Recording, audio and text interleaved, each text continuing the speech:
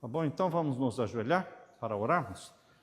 Bom Pai que estás nos céus, como é bom nos dirigirmos ao nosso Deus, Criador dos céus e da terra, chamando-o de nosso Pai. Melhor ainda quando nós te chamamos Abba Pai, que quer dizer paizinho, papai. O Senhor que habita no céu e que habita entre nós também, através do Espírito Santo. Obrigado pela boa viagem que fizemos na ida e na volta, uma longa viagem, e pela proteção dos teus anjos sobre nós, a Leila e eu, e também sobre os nossos queridos que aqui ficaram. Quero pedir humildemente pelo Quidinho, que o Senhor preservou a vida dele até agora, continue preservando, continue curando, continue restaurando, e pedimos também pelo Glailson, que o Senhor derrame o teu Espírito sobre ele, que ele se recupere rápido da cirurgia. Pedimos também a favor da Lohane, queremos vê-la feliz, queremos vê-la saudável sempre, louvando o teu nome, cerca-a com as tuas bênçãos, Pai. Pedimos também em favor do menino Davi, do menino Guilherme, e também pelo pedido que a Nilzete fez. Pai querido, ouve a oração de cada um que aqui está. O Senhor sabe que no coração de cada um existem pedidos, existem agradecimentos. E nós precisamos da tua ajuda. Somos carentes, sim, da tua ajuda. O Senhor disse, pedi e recebereis. Buscai e achareis. Batei e abrir-se-vos-á a porta. Aqui nós estamos pedindo em nome de Jesus, pelos méritos de Jesus.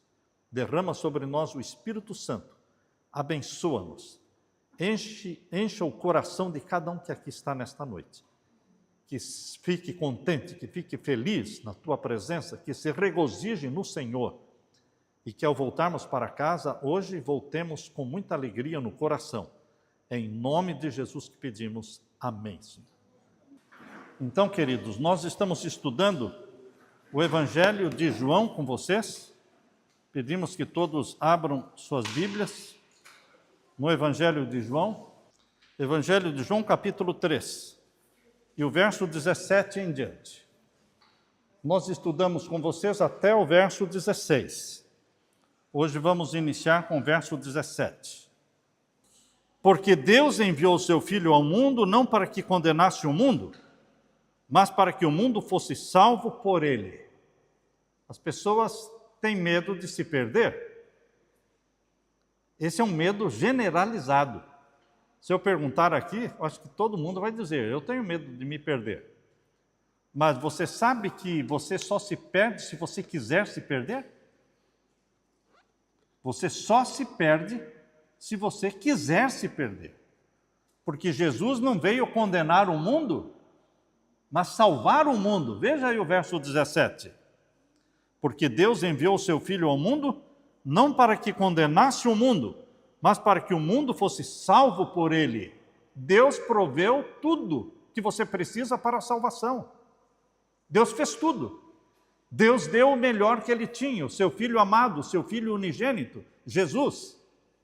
E quando Deus, o Pai, olha para você, José Divino, quando olha para você, Renilda, Deus, o Pai, não vê você, vê Jesus em você. Porque nós nos escondemos em Jesus. Quando você se esconde em Jesus, o Pai vê Jesus em você. Porque Jesus veio salvar aquele que nele crê. Salvar aquele que clama pelo seu nome, diz aí o verso 18. Quem nele crê não é condenado, ponto final. Quem crê em Jesus não é condenado. Romanos capítulo 8, verso 1 diz, não há condenação para aqueles que estão em Cristo Jesus. Só vão se perder aqueles que são condenados à morte eterna. Mas aquele que crê em Jesus não está condenado. Leia de novo o verso 18. Quem nele crê não é condenado. Mas o que não crê já está condenado, porque não crê no nome do unigênito Filho de Deus. É simples, o Evangelho é simples. É o crer em Jesus. É o abraçar Jesus como Salvador. é o querer se salvar, é o querer ir para o céu, a qualquer custo, a qualquer preço. Quando você quer o céu a qualquer custo e a qualquer preço, você renuncia às coisas que o mundo oferece.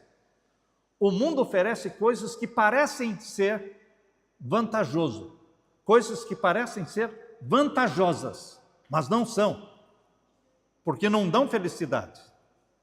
A droga, o cigarro, o álcool, as drogas, o sexo, não é? A pedofilia, a pornografia, enfim, todos esses pecados que Satanás oferece, que são os prazeres carnais, não dão felicidade. Tudo é passageiro, tudo é ilusório. Mas Jesus dá uma paz permanente, uma paz plena que enche o seu coração.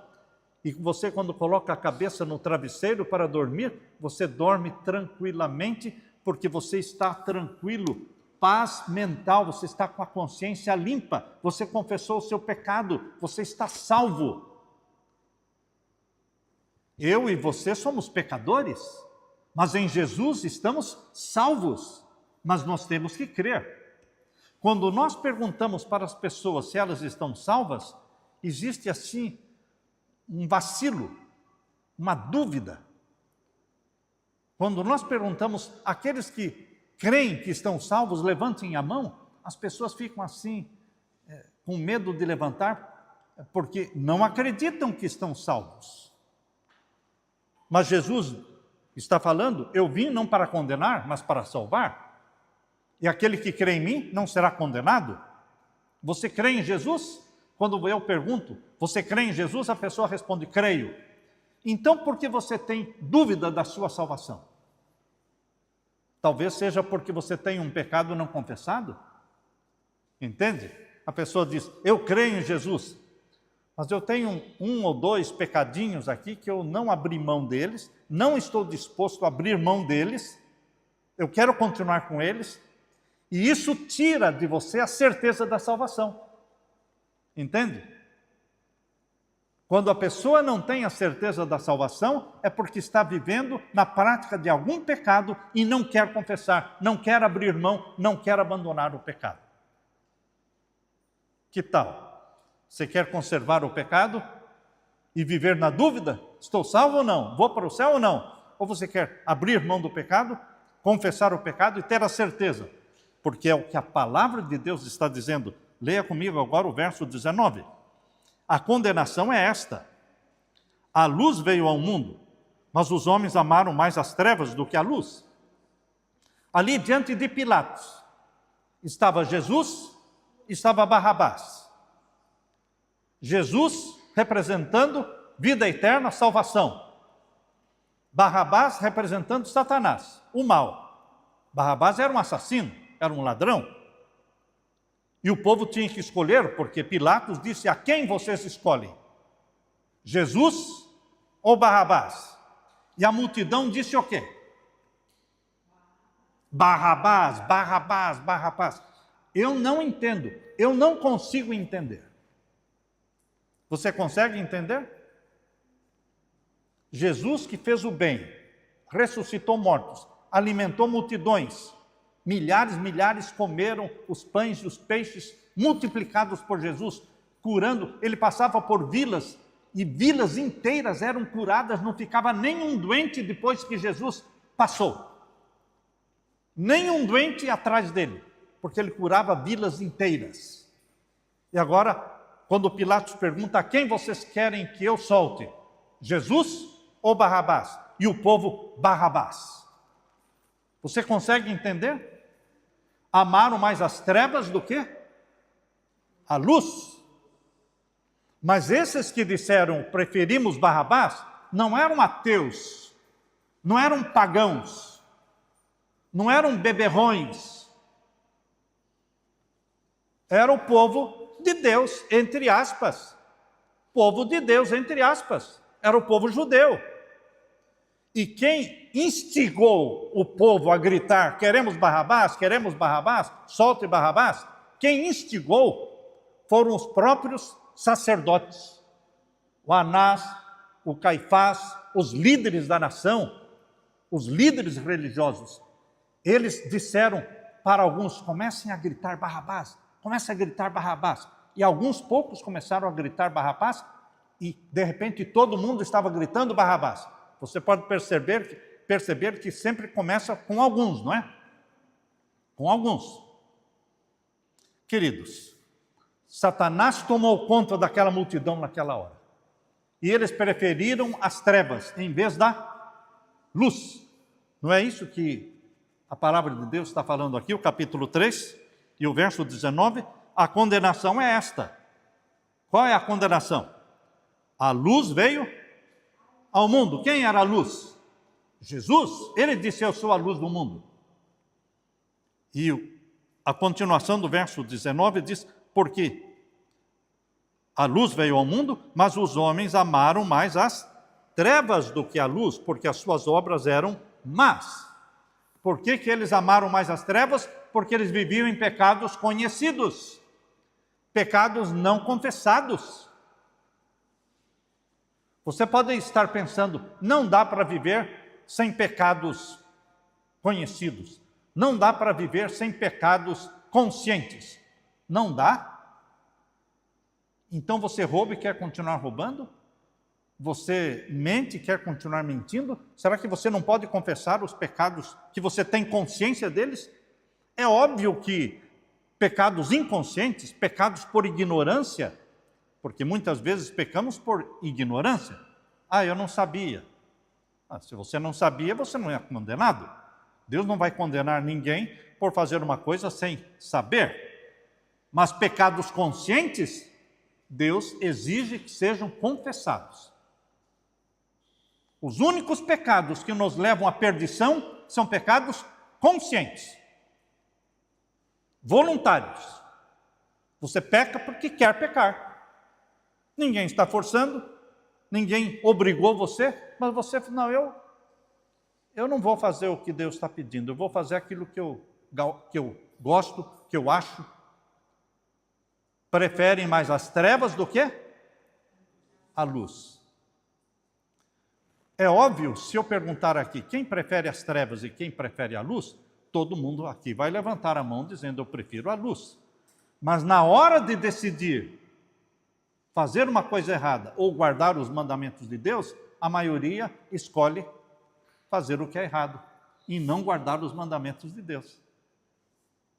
Falam uma coisa com a boca, mas as ações estão falando diferente. Não é estranho? Quando com a boca você fala uma coisa, mas as suas ações mostram outra coisa. Isto é falsidade. É hipocrisia. Quando você fala uma coisa e faz outra. Portanto, agora vejam o verso 20. Pois todo aquele que pratica o mal detesta a luz e não se aproxima da luz. Quem ama o pecado gosta das trevas. É à noite, quando você está dormindo, que os shows acontecem, que as baladas acontecem. É à noite. Na hora em que Deus quer que os seus filhos estejam dormindo, Satanás leva aqueles que são dele para a farra, para a bebedeira, para as baladas da vida.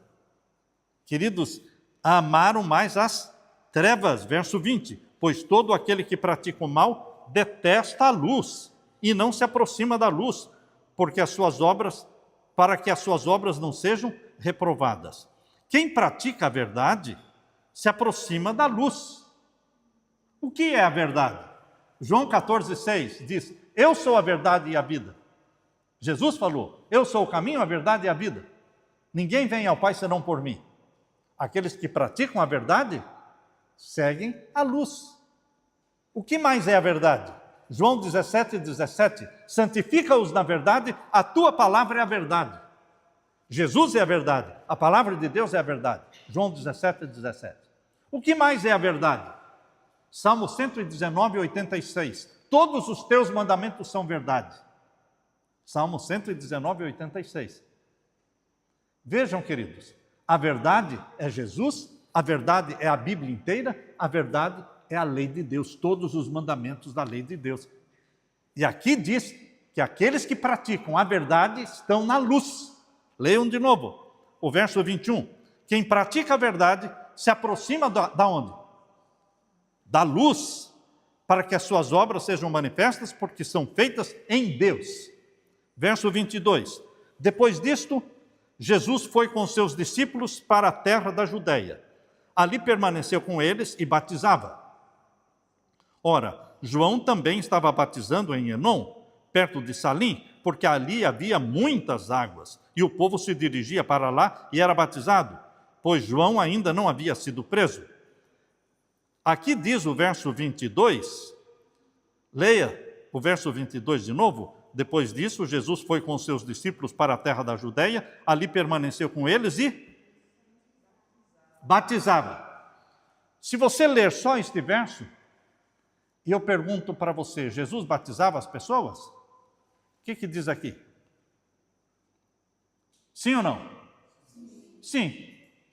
Por isso você nunca pode ler só um verso da Bíblia, porque Jesus não batizava, não batizou ninguém. Mas aqui está dizendo que batizava. Você tem que entender um verso através de outros versos. Quando você tem dúvida de um verso, você vai em outros versos, para que os outros versos expliquem melhor aquele que deixou assim em dúvida, entende? Nós costumamos dizer que a Bíblia explica a Bíblia. A Bíblia é a intérprete de si mesma. Não sou eu que interpreto a Bíblia, não é você. Não é um pastor, não é um padre, nem um papa que vai interpretar a Bíblia. A Bíblia interpreta a si mesma. Agora, prova disso. Qual é a prova disso? Capítulo 4. Capítulo 4, verso 1. Leiam comigo, capítulo 4 aí mesmo. João capítulo 4, verso 1. Leia comigo. Quando Jesus soube que os fariseus tinham ouvido dizer que ele fazia e batizava mais discípulos do que João, verso 2. Se bem que Jesus mesmo não batizava, e sim os seus. Viu que este verso explica o verso de João 3:22? 3:22, o que dizia? Leia comigo de novo o verso 22 do capítulo 3. Depois disso, Jesus foi com seus discípulos para a terra da Judeia e ali permaneceu com eles e batizava. Jesus batizava. Não, você não entende a Bíblia só com um verso. Você tem que ler vários versos para entender. Porque o capítulo 4, verso 1 explica que quem batizava eram os discípulos. Porque o próprio Jesus não batizava ninguém, nunca batizou ninguém. Leia de novo o capítulo 4, verso 1.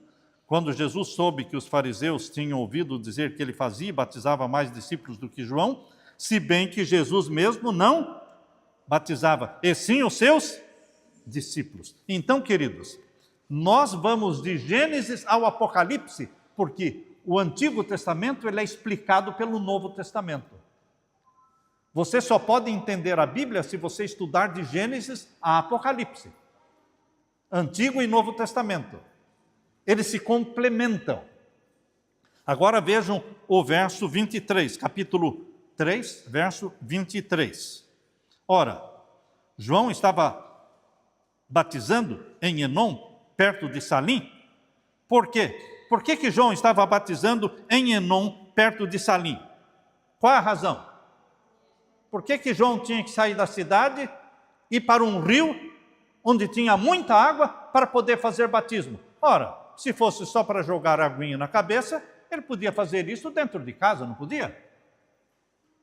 Que tal? Se fosse só para jogar um pouquinho de água na cabeça, ele podia fazer isso em qualquer lugar. Pega lá uma canequinha com água e joga na cabeça. Por que ele tinha que ir para um rio onde tinha muita água? Porque o batismo bíblico é mergulhar na água. Não é jogar uma aguinha na cabeça, é mergulhar na água. A palavra batismo vem do grego, que quer dizer mergulhar. Batizar é sinônimo de mergulhar na água. Por isso, João batizava num rio onde havia muita água. E agora diz o verso o finalzinho do verso 23.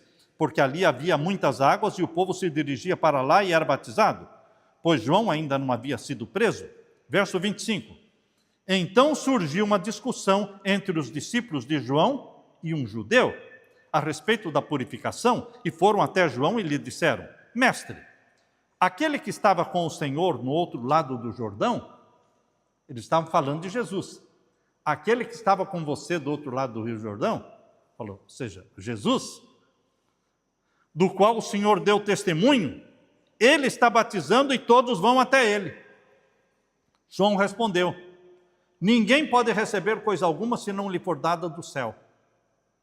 Vocês mesmos são testemunhas de que eu disse: eu não sou o Cristo, mas fui enviado como seu precursor. Olha, aquele que você deu testemunho dele, ele está lá batizando. Mas a Bíblia diz que eram os discípulos que estavam batizando. Mas muita gente está indo atrás dele. Eles estavam tentando despertar em João Batista ciúmes. O que você acha que eles estavam tentando fazer? Satanás instigou aquelas pessoas a irem até João e falaram: olha, aquele Jesus que você batizou, ele está tendo mais discípulos do que você. Multidões estão indo atrás dele. E João poderia se sentir o quê? Enciumado. Mas vejam a resposta que João deu. A resposta que ele deu. Eu não sou, verso 28, eu não sou o Cristo, mas fui enviado como seu precursor. O que tem a noiva é o noivo. Eu não sou o noivo. O noivo é ele. Jesus é o noivo. E quem é a noiva? A igreja. A igreja é a noiva. Você e eu somos a noiva de Cristo. Cristo é o noivo. João Batista disse: eu não sou o noivo. Eu sou amigo do noivo. E porque eu sou amigo do noivo, eu fico feliz porque todos estão seguindo o noivo. Eu não vim disputar com ele. Eu não vim brigar com ele para ver quem é mais importante, quem tem mais discípulos, não. Eu vim preparar o caminho para ele. Somos primos. Somos primos. Eu sou 6 meses mais velho do que ele. Eu nasci com uma missão: preparar o caminho para o meu primo, que é Jesus. Vejam, João tinha isso bem claro na sua mente. Não se sentiu enciumado. Vejam aí o verso 29. O que tem a noiva é o noivo. O amigo do noivo que está presente e o escuta, se alegra muito por causa da voz do noivo. Pois essa alegria já se cumpriu em mim. Agora o verso 30, presta atenção no verso 30. Porque esse verso 30 define o caráter de João Batista. É uma frase tão curta, o verso 30, e define o caráter de João Batista. O que ele falou? Verso 30. Convém que ele cresça e que eu diminua. Qual é o ser humano? Qual é o ser humano que vai querer que os outros cresçam e que ele diminua? É o contrário, né? Hoje no mundo é uma briga, que os outros diminuam e que eu cresça. E as pessoas pisam por cima dos outros. Basta fazer uma distribuição de alimento ou de presentes e encher, trazer um caminhão cheio de presentes e falar: olha, podem pegar, né?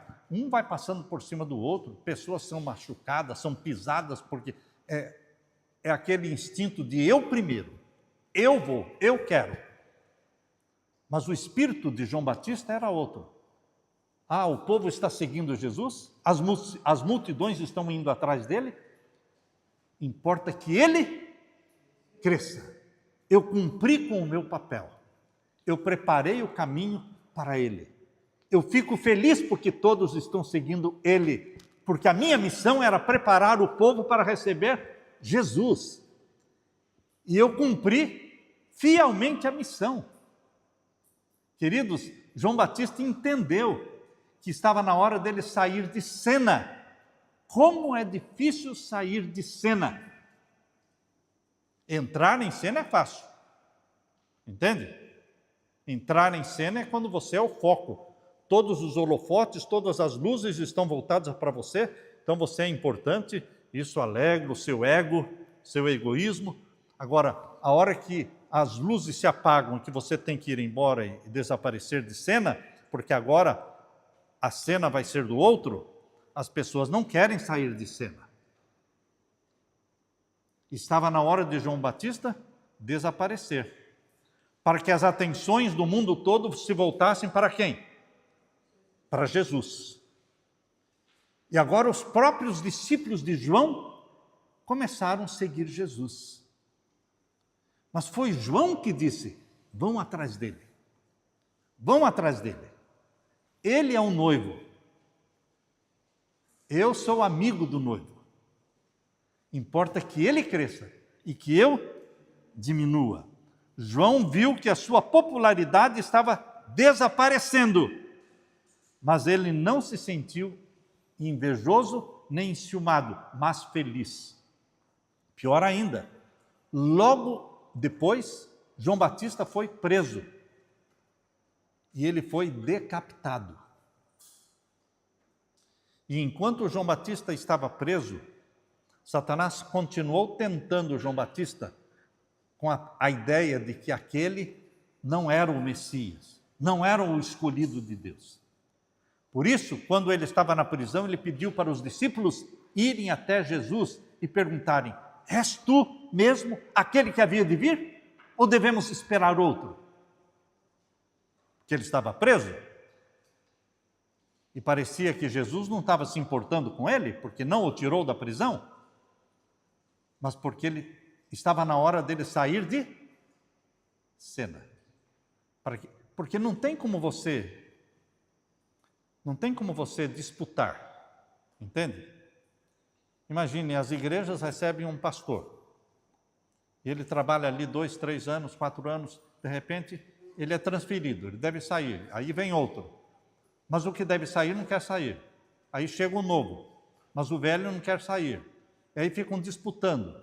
Aí esse lado da igreja quer ficar com o velho, e o outro lado da igreja quer o novo. Divide, é uma briga, é uma batalha. Não é assim que funciona.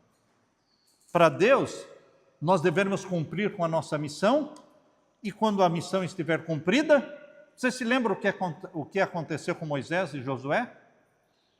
Deus disse: Moisés, você já cumpriu a sua missão. Senhor, mas eu estou forte ainda. Você está forte, está saudável, mas agora é a hora de você descansar. Você vai subir um monte e vai deitar e vai dormir o sono da morte. Josué vai ser o líder no seu lugar. Por quê? Porque Moisés não era bom? Não, não era por isso. É que Moisés cumpriu a sua missão. Deus tem uma missão para você nesta terra. Eu pensei que quando a Leila e eu nos aposentamos, isso foi em 2013, e nos aposentamos em julho de 2013, eu pensei que a minha missão estava terminada. De repente, em 2020, Deus disse: Piauí, vai morar lá. Para quê? Vai morar lá. Deus não falou por quê. Deus não fala todas as coisas de uma vez só. Ele vai soltando aos pouquinhos. Certo? Tá bom. Como é que eu vou para lá? Aqui está o dinheiro. Não tem desculpa para não ir. Eu já dei o dinheiro. E nós viemos. Depois aqui, a Leila e eu, falei: e agora? Começamos a estudar a Bíblia com os amigos. E os amigos foram crescendo, e crescendo, e crescendo. E pouco a pouco nós fomos entendendo que a missão de Deus era virmos para cá, não para viver aqui somente, mas para evangelizar, para levantar a luz do Evangelho, para levar almas aos pés de Jesus.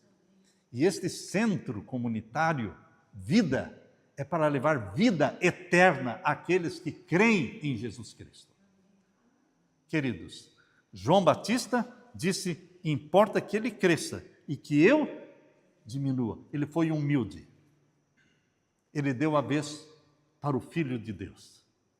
Eu não sou um noivo. Eu não sou o Cristo. Eu sou amigo do noivo. Você e eu não somos o Cristo. Nós somos amigo de Cristo. Nós somos a noiva. A igreja é a noiva de Cristo. Em breve Ele virá nos buscar. Jesus voltará do céu com poder e glória para buscar a sua noiva, buscar a sua igreja e levá-la para o céu. E nós vamos subir para o céu com Jesus. Essa é a promessa. Amém? Amém. Você também quer ir como noiva de Cristo, como igreja de Cristo? Você também quer ir para o céu com Jesus Cristo? Quero ver sua mão. Amém, amém. Mantenha a mão levantada. Deixe-me orar com você. Pai querido que estás nos céus, obrigado pelo exemplo maravilhoso da vida de João Batista, pela humildade dele, que ele disse, importa que Jesus cresça e que eu diminua. Que esse espírito humilde seja colocado em cada um de nós. Jesus Cristo, o noivo. Nós somos a noiva. Nós queremos ir para o céu. Volte logo nos buscar, Jesus querido. Registre lá no céu todas as mãos levantadas e venha nos buscar muito em breve. Em nome de Jesus que pedimos e todos dizemos amém, Senhor. Amém.